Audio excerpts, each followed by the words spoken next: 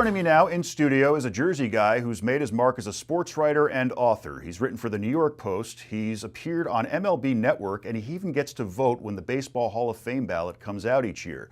Today, he was kind enough to join this show to talk about his upcoming book, 101 Lessons from the Dugout, which even includes a foreword by David Wright. Ken Davidoff, thanks so much for taking the time today, and congratulations on the new book. I really appreciate it, Mike. It's great to be here. So you made quite a name for yourself through the years. Go back to the beginning and talk about how you first developed a passion for this, and then talk about your journey along the way that led you to where you are now. Yeah, so I grew up in Edison, and every morning the Newark Star-Ledger would come to my driveway, and I would voraciously read the Yankees and Mets coverage. In particular, it was Moss Klein for the Yankees and Dan Castellano for the Mets. And even at age 7, I knew, like, I'm not going to make it as a ball player.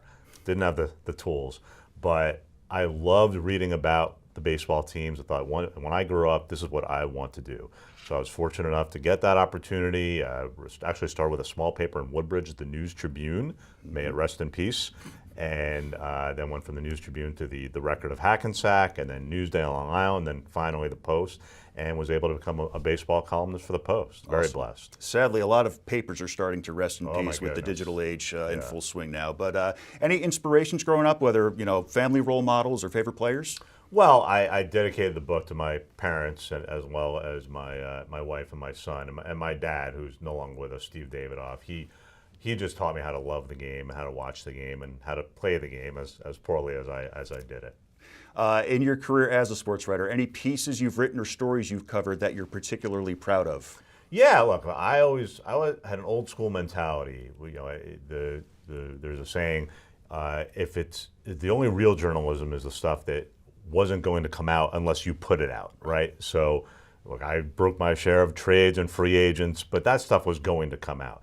But when you report about stuff that only got out because you report it, so that was a case for me back with the late, great George Steinbrenner. George can be a little temperamental at times. Oh, yeah. So there was a period after the collective bargaining agreement of 2002, George wanted to save money because he thought that he was getting screwed by the basic agreement. So he decided to cut dental benefits for his employees on the Yankees. Wow. And I wrote that story. And essentially, George was embarrassed enough by the publicity that he reinstituted the dental benefits for the Yankees. So that was the kind of story that really made me proud and happy that I was doing that Certainly job. made your mark.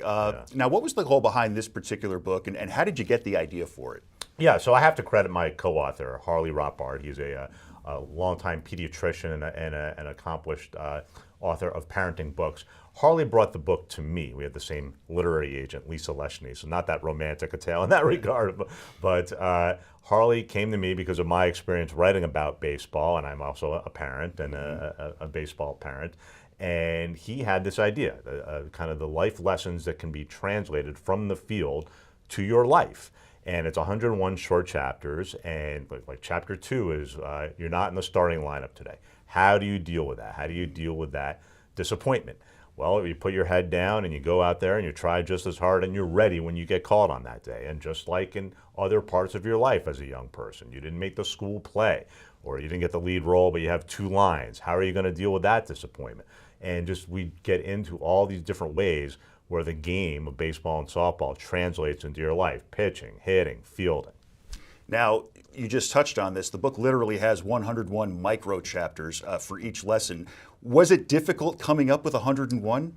I really have to credit my co-author, Harley. He came up with, I think, 100%, and he had essentially a draft written when he showed it to me. But Harley just has a great eye for the game and a great feel for the game, and as a not just a sports lover, but a pediatrician, he has such a great feel for kids and how kids deal with all the adversity that comes their way, and ways that they can take this, which in theory is just a hobby, right, a side hustle, but translate that over into the other more meaningful parts of your life.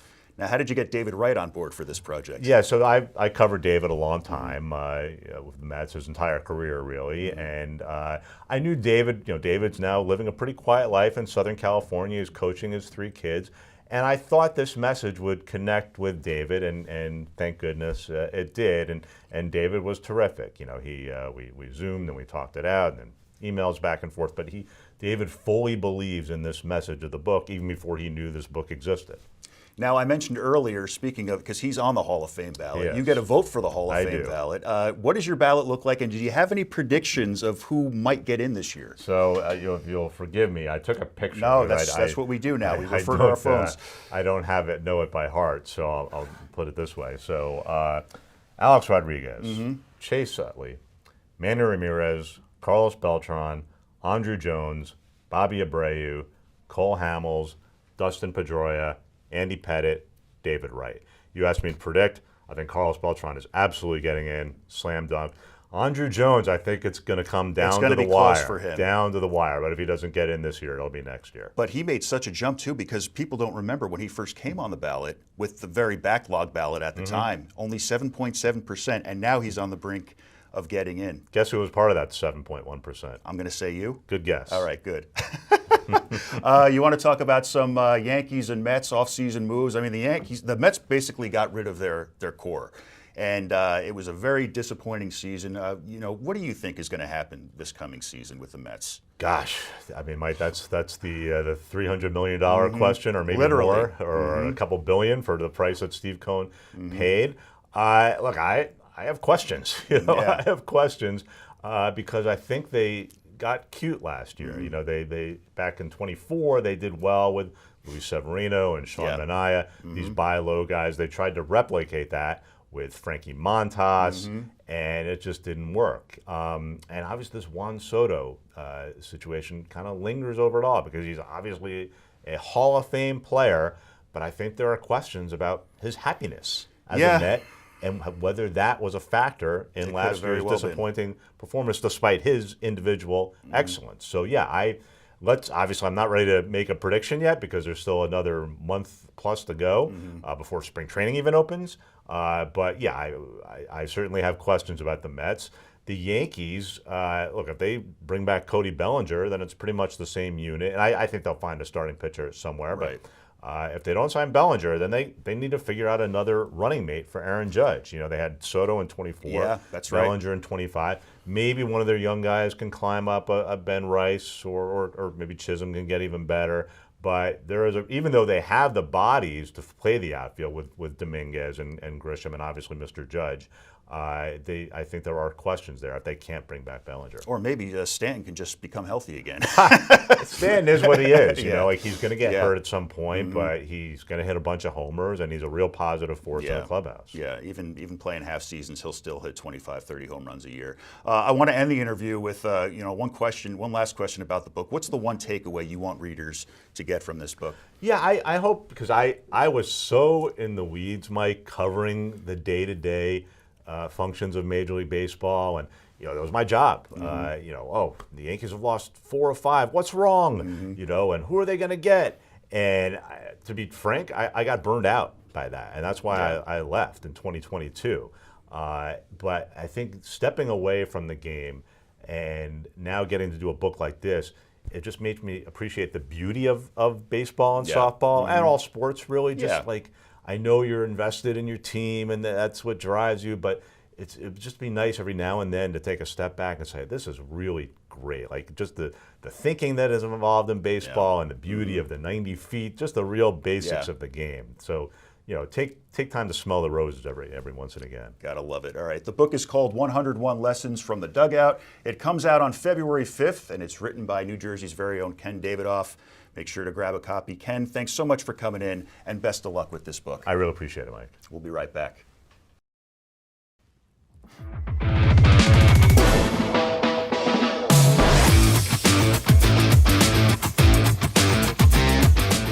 Well, any sports fan from the area knows my next guest is one of the most likable and relatable personalities in sports radio. But now he's got a new show on YouTube that viewers are subscribing to by the minute. I've worked on his show in the past, and today he's cool enough to join mine. Brandon Tierney, a.k.a. BT. Thanks so much for coming on, and congratulations on the new project. It's good to be on, Mike. Thank you for having me on. It is talk about kind of getting things off, bare bones operation between a little issue with YouTube, between my show this morning. I still don't know what happened. Thank God it was toward the end of the show, but out of nowhere, my whole computer goes black, and I'm like, wait, I'm plugged in. So the computer didn't die. The mic is working. I got the lights. I mean, it is a new venture. It is a new world. But as you alluded to, the early feedback's been great. And I really, after FAN, I wanted to jump right into things. I knew I kind of had this concept here, and it's still in the early stages of how it looks aesthetically, and I don't have a producer yet. Like it's really just kind of jumping into the water deep end. But day by day and click by click and brick by brick, we're getting there, Mike. So I'm excited about it. It's nerve wracking, it's stress inducing, it's galvanizing, it's a little bit of everything, but I think it's the right time, and I feel really good about it. I truly do. Thank you. And most importantly, all that stuff you just mentioned is part of the fun. So enjoy it along the way, pal. Now, before we get into the show, let's talk about your passion for sports and how that passion led you on a journey to become really one of the biggest voices in sports radio. Well, I'll tell you, I appreciate that. I mean, that's definitely a nice compliment. Thank you. I would say that I never knew a world without sports. And I know, like many of us who do this for a living, varying degrees of being pulled in. And when you got pulled in, I was pulled in right away, Mike. I've told the story, but I haven't told it in a while. Like when I didn't aspire to be a broadcaster. That was not what I wanted to. I wanted to be a ball player. I wanted to be a Yankee, right? And I remember, God, this is going back to age 6 or age 7. No joke, like hand to God. I would go into my mom's cabinet and I would take a bottle of wine that was left over from Sunday meal, and I would take the cork, I would light it on fire, and then I would put eye black on my eyes and then go play wiffle ball in the street with my best buddy Tommy. Like that, it's just, I was always all in with that. And then as I got a little bit older, not that much past what I just referenced, like I started reading the newspapers very early. First grade, my dad would come home, the Post, the News, and I would jump in. And at that point, honestly, just sports stuff. Yankees, Mets, Knicks, Johnnies. And then eventually it kind of got to the cartoons and the movies. And then as I got older, obviously the entire paper, politics, finance, etc. But I don't know. I knew that I didn't really know how I would get there. Like when I knew that because I was playing ball and I wasn't really doing internships, and my time was really, either on the diamond playing a game or working out and up at Marist, 50 something games. So I really was committed to the sport, but I was studying journalism, and I just had this innate sense there, Mike, that how I was going to break through, however that would be unique. And it wasn't the conventional, all right, do 3 internships and get this hookup here and get hired here and start, working your way up, holding the camera and then getting behind the mic or in front of the camera. It was just, all right, I've got this dream. Baseball didn't work out. I fall asleep to the radio every night. I love to talk. How do we start knocking this wall down? And that's really the humble start to the journey, which began in 1999. It's been a wild run. It's been an awesome run. And I would say that while, and I know a lot of people saw this, it was a sad, for me, sad final segment or so, my last show at the Fan. It was sadness, but it was born out of accomplishment. So I felt good about it. I had to get there. Otherwise, I would have felt the journey was a bit incomplete. I did. And now we're on to the next object, which will be bigger. I want to talk about this next thing. You've interviewed some pretty big names, and as professional as you are, and as long as you've been doing this, do you still get that kid in a candy store feeling when you interview a big name?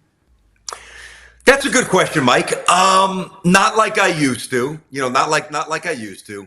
You certainly learn.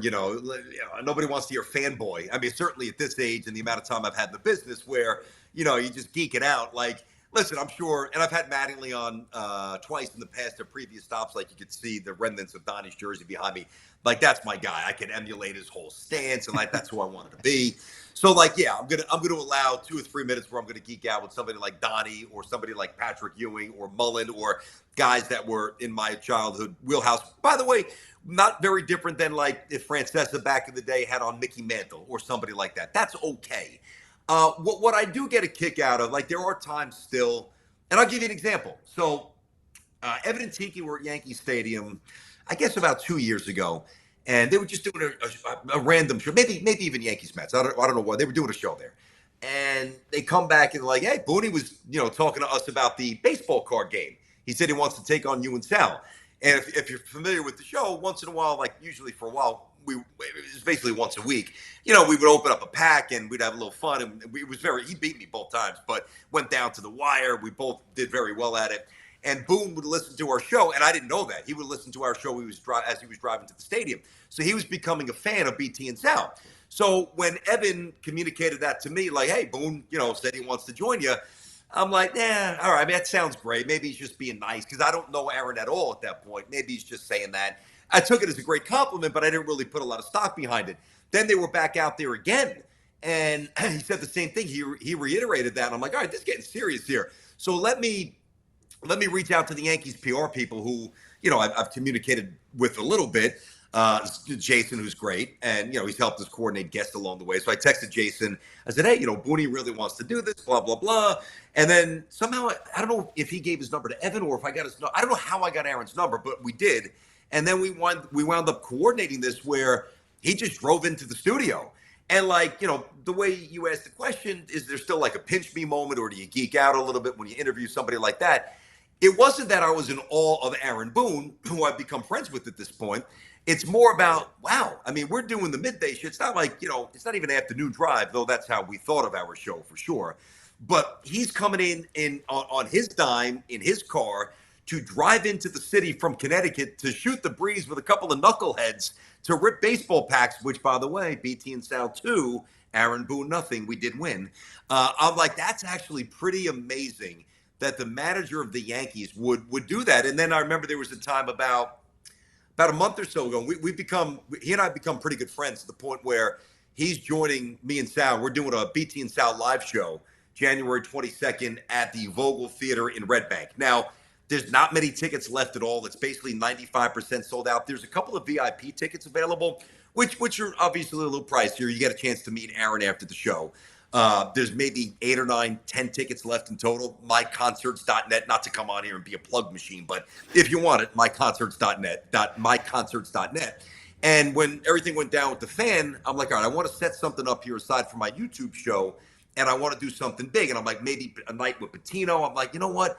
Let me see if Boone, because Rick's in the middle of the season. Let me see if Aaron would do this. And I reached out, and he did. I mean, he said yes right away. So he's coming for that. And he called me maybe about a month ago, and I'm sitting there and we're just kind of BSing about the show and, talking about some of the off-season stuff. And my son says, hey, Dad, can I ask Boone something? And I'm like, oh God, what are we going to, I'm like, and Aaron's a great guy. And and he's met my son before. I'm like, all right, make it quick, Colt. He's got a lot on his mind here.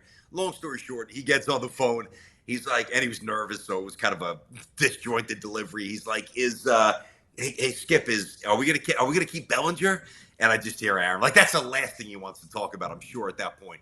But he was such a good guy, and he is a good guy, and he played the game. He's just a good-hearted person. So something like that, where I can pick up the phone and just call the Yankee manager, even if it's a question about, hey, I was saying this on the air the other day about so-and-so. Am I off base? And by the way, he's actually reached out to me a few times where he's like, dude, I appreciate the passion, but you guys might have this wrong. You might want to investigate a little bit more. So that's obviously a pretty cool byproduct of, of carving out a meaningful voice in the city. That's meant something for sure.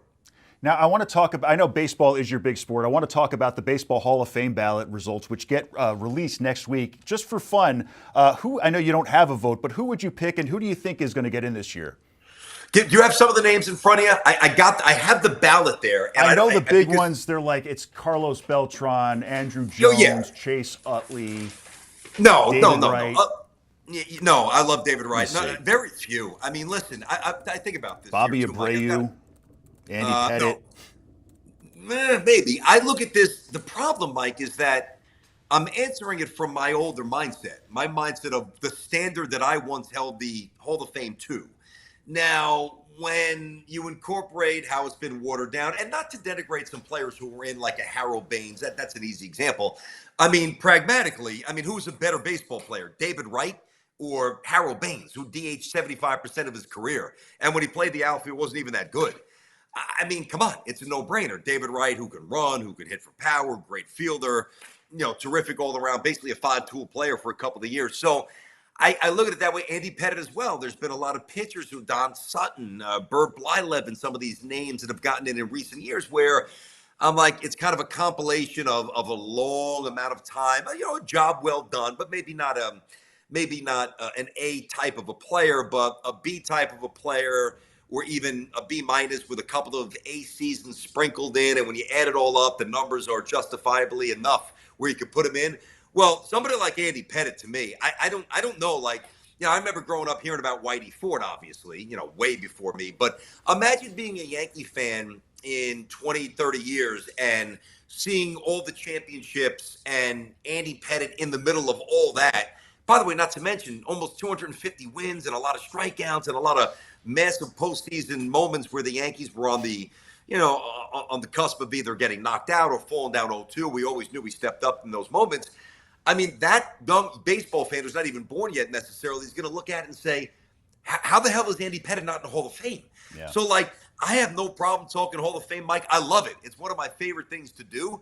But I become so confused and frustrated by the criteria and what it's morphed into that it's impossible to have an answer. Like, it really is. It is. It is. Oh. And he's his own generation's Jack Morris, by the way. You look at their stats, they're very similar. He got in, so hopefully that means something good for Pettitte is on the horizon. But that's a good call. I like the Morris comparison. There you go. It's a good one with the win total. BT, thank you so much for coming on today. Best of luck with BT Unleashed, and I'll be sure to watch, man. Thank you so much for taking the time today. I appreciate that, Mike. Mike, I'm happy for you. I'm proud of you. You mentioned when you and I go back along with Tiki back in the day, it's always good to see somebody who worked hard, who did well, find this groove and find some traction with a reputable network and doing what you're doing. I'm happy for you. Great job. Anytime you need me, buddy, I got you back. I'm happy to talk with you. Thanks so much. It means more than you know. We'll be right back.